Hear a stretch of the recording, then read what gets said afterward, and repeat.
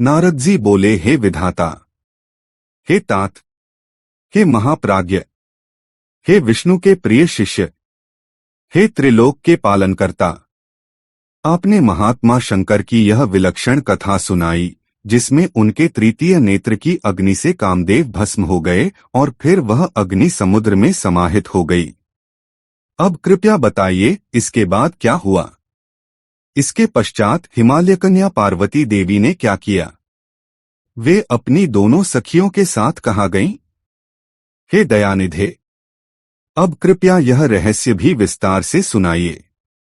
ब्रह्मा जी बोले, हे तात, हे महाप्राज्ञ, अब आप मेरे स्वामी महान लीला करने वाले चंद्रशेखर भगवान के दिव्य चरित्र को ध्यानपूर्वक सुनिए। जब भगवान शंकर के तृतीय नेत्र से प्रकट हुई अग्नि ने कामदेव को भस्म कर दिया, तब एक महान अद्भुत ध्वनि प्रकट हुई जिससे समस्त आकाश गूंज उठा। उस भीषण ध्वनि और कामदेव के दहन को देखकर देवी पार्वती भयभीत और व्याकुल हो गईं।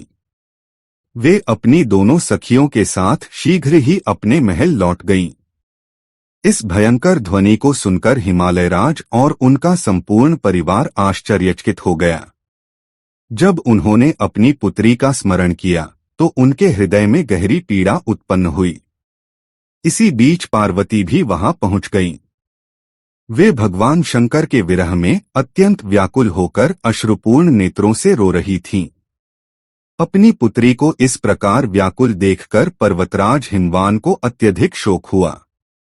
वे शीघ्रता से उनके समीप पहुंचे और स्नेहपूर्वक अपने हाथों से उनकी आंखों के आंसू पोंछते हुए बोले, हे पुत्री, डरो मत, रो मत। यह कहते हुए उन्होंने पार्वती को अपनी बाहों में भर लिया।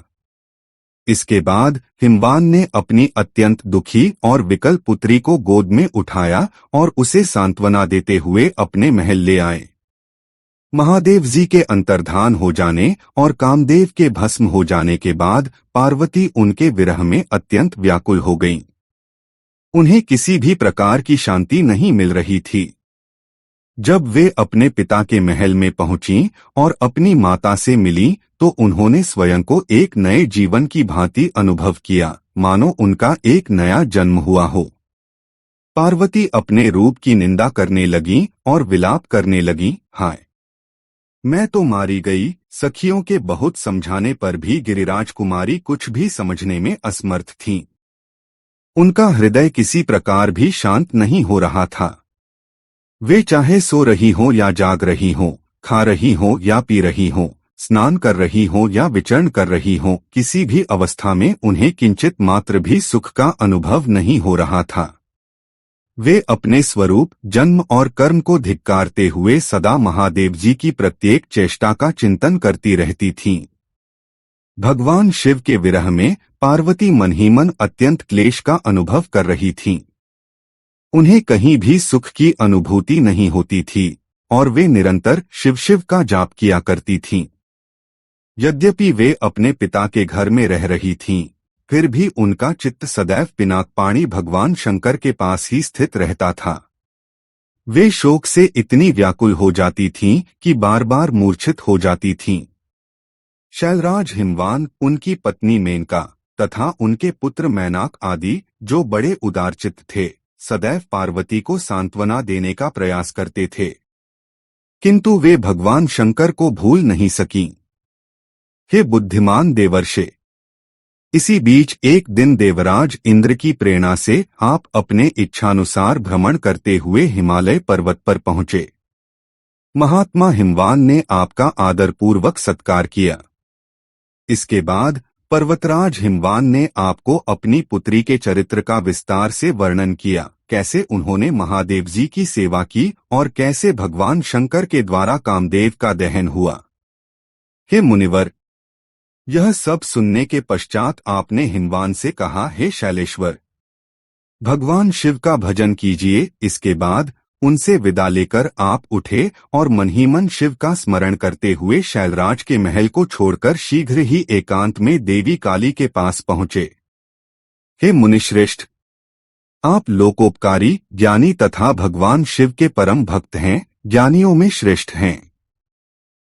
इसलिए जब आप देवी काली के समीप पहुंचे तो उन्हें संबोधित कर उनके हित में स्थित होते हुए अत्यंत आदरपूर्वक यह वचन कहने लगे।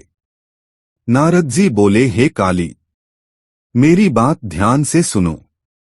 मैं तुम्हारे प्रति दया भाव रखते हुए सत्य वचन कह रहा हूं। मेरा यह वचन तुम्हारे लिए सर्वथा हितकारी, दोषरहित और उत्तम फल प्रदान करने वाला होगा।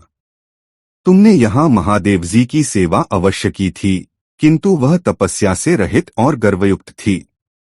शिव जो दीनों पर अनुग्रह करने वाले हैं, उन्होंने तुम्हारे उसी गर्व को नष्ट कर दिया है। हे शिवे, तुम्हारे स्वामी महेश्वर अत्यंत विरक्त और महान योगी हैं।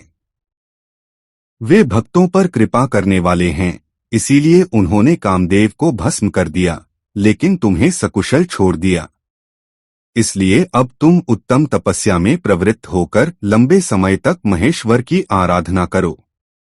जब तुम तपस्या द्वारा पूर्ण रूप से शुद्ध और संस्कारित हो जाओगी, तब रुद्रदेव तुम्हें अपनी पत्नी अवश्य स्वीकार करेंगे। साथ ही तुम भी उन परम कल्याणकारी शंभु का कभी परित्याग नहीं करोगी। हे देवी, तुम हठपूर्वक शिवजी के अतिरिक्त किसी और को अपना पति रूप में स्वीकार न करो, क्योंकि वही तुम्हारे लिए सर्वोत्तम है।